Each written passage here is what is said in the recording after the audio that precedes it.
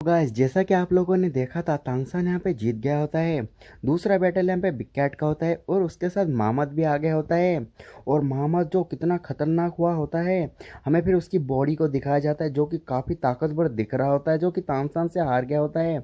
दूसरी तरफ मोहम्मद भी आगे बढ़ने लगता है, बिग कैट भी आगे बढ़ने लगता है। दोनों अपने अपने ऑरा को निकाल रहे होते हैं, फाइट करने वाले होते हैं। तभी बिग कैट के हाथों में वही लायन वाला सोड होता है और बिग कैट उसकी तरफ बढ़ रहा होता है, अपनी पावर को निकाल रहा होता है। दूसरी तरफ बिग कैट उसकी तरफ अटैक करने से पहले अपने हथियार को निकाल के अपनी लाइगर ब्लड लाइन को निकाल रहा होता है। और उसकी बॉडी भी काफ़ी ज़्यादा ताकतवर हो रही होती है, स्ट्रोंगर हो रही होती है। और हमें दिखाया जाता है कि वो आगे बढ़ने लगता है। और दूसरी तरफ मोहम्मद भी इसकी तरफ बढ़ रहा होता है। और बिग कैट फाइनली अपनी लायन हेड को, जो कि लाइगर हेड को निकाल लेता है। और यहाँ पे मोहम्मद के ऊपर उसके ऊपर सप्रेस करने लगता है। मोहम्मद भी काफ़ी ज़्यादा सप्रेस हो रहा होता है। इसे देख के यहाँ पे काफ़ी सारे ऑडियंस में लोग पागल हो रहे होते हैं। दूसरी तरफ मी गॉन की फादर बोल रहे होते हैं कि तो ब्लड सप्रेशन है। मी गॉन्जी भी यहाँ पे सरप्राइज हो रही होती है, तंगसन भी सरप्राइज हो रहा होता है। तभी हमें बताया जाता है कि मोहम्मद क्लान जो होता है वो यहाँ पे लाइगर क्लान और टाइगर क्लान से, सॉरी, लायन क्लान और टाइगर क्लान से डरता नहीं है, क्योंकि इन तीनों के ताकत काफ़ी ज़्यादा सिमिलर होते हैं। इसी वजह से ये इन लोगों के अंदर काफ़ी ज़्यादा अरोगेंस होता है। लेकिन यहाँ पे बिग कैट कैसे इसे सप्रेस कर पा रहा होता है। तभी वो और सोचने लगते हैं कि देखा जाए तो लायन क्लान, टाइगर क्लान और मोहम्मद क्लान एक ही तरह के होते हैं। और देखा जाए जो लाइगर क्लान है यहाँ पे वो फर्स्ट क्लास ब्लड लाइन भी नहीं है, पर मोहम्मद क्लान तो यहाँ पे फर्स्ट क्लास ब्लड लाइन है। फिर भी यहाँ पे वो कैसे सप्रेस हो पा रहा है, क्योंकि मोहम्मद ब्लड लाइन जो है वो यहाँ पे डायरेक्टली डेमन एम्परर से आई होती है। तभी हमें दिखाया जाता है बिग कैट यहाँ पे रुकने का नाम ही नहीं ले रहा होता है। वो आगे बढ़ रहा होता है और उसे अटैक कर रहा होता है। दूसरी तरफ मोहम्मद भी अपनी ब्लड लाइन को निकाल के उससे फाइट कर रहा होता है। और दोनों के बीच में काफ़ी टकरार हो रही होती है।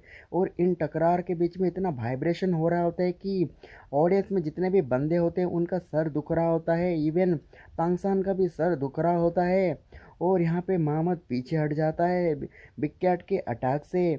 और फिर बिग कैट खड़ा होता है, मोहम्मद वहीं पे पड़ा होता है।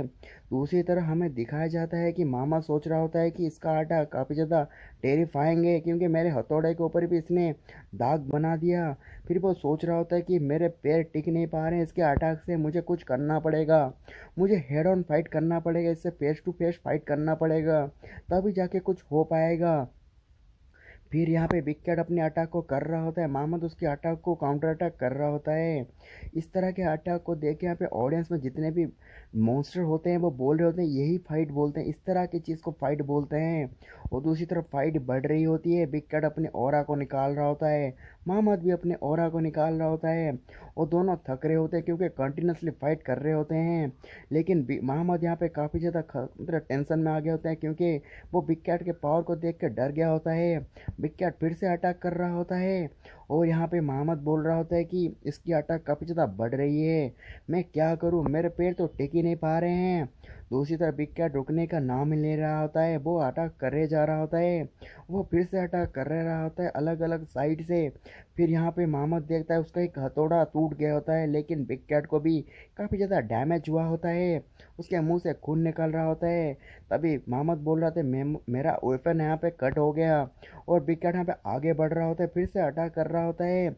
जहाँ पे उसके अटैक को देख के यहाँ पे मोहम्मद थोड़ा डर गया होता है, क्योंकि बिग कैट यहाँ पे लाइगर ब्लड लाइन को यूज कर रहा होता है और मोहम्मद यहाँ पे उसे देख ही रहा होता है। और यहाँ पे ख़त्म हो जाता है गाइस।